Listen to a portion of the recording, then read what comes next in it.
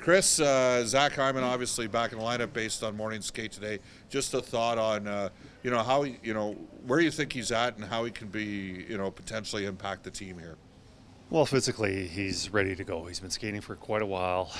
He feels energized, rested, and, having Zach back will be a huge addition to our team. And now how he handles the puck, and, he's been doing it for a while. He feels comfortable with it, but obviously missing training camp and the game so far. It'll take a little bit of an adjustment period, just getting used to the speed and making those plays and under pressure. But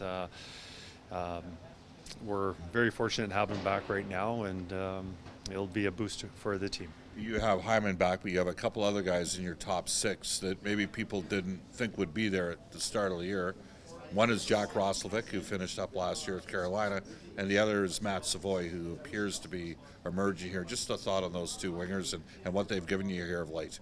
Yeah, well, Jack has obviously scored a lot of key goals for us, on the power play and definitely on the overtime. But there's a guy that we weren't anticipating. Things didn't work out for him in the summer and finding a place, and we were fortunate to be able to sign him. And he's been a great fit for our top six. As for Savvy, maybe not initially. We had plans for him to be in the top six, but we knew he'd eventually have an opportunity to get there at some point in the season. Whether that was game 10, 20, or 40, we knew he'd work himself in there. And, I think a lot of his success is coming off of how well he's skating. Not only can he make plays and under pressure and continue the puck, and he was rewarded with a goal the other night, but, we really appreciate his tenacity, working after pucks, and being able to make that next play. How important is the 5-on-5 game tonight, Kris? Of course, we know Carolina gets a bulk of their offense at 5-on-5, and how they play defense. The importance of being able to generate offense tonight. Yeah, if you're not ready for their pressure, you're in trouble. They have a 5-man unit out there on the ice that pressure as well as anybody. They're very aggressive, and if you're relaxed, if you're not ready for it, they're going to create a lot of turnovers, and that's where they capitalize on their opportunities. So, we have to be ready for D coming down the wall and pinching us, and the forwards being all over top of our defensemen. It's important that we're moving the puck quickly. Not sure if you know this stat, but Carolina is 17-2-4 in the second half of back-to-backs on home ice since 2022.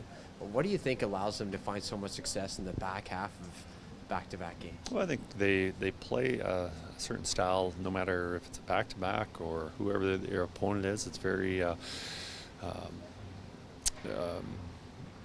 it's simple. It's just you can replicate it a lot often. So, but I also think a lot of credit is they use their entire bench a lot. They're not reliant on just their top line or a certain system. It's they use everybody, so it's not that their guys are tired. They work extremely hard, and that's definitely a part of their identity.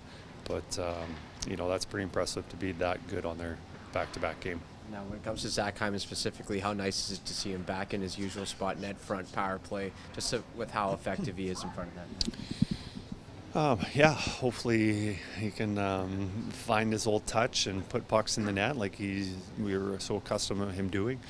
But it's just, whether he's on the right wing playing with McDavid, his usual spot, or net front, it's nice to have 18 out there again with the team.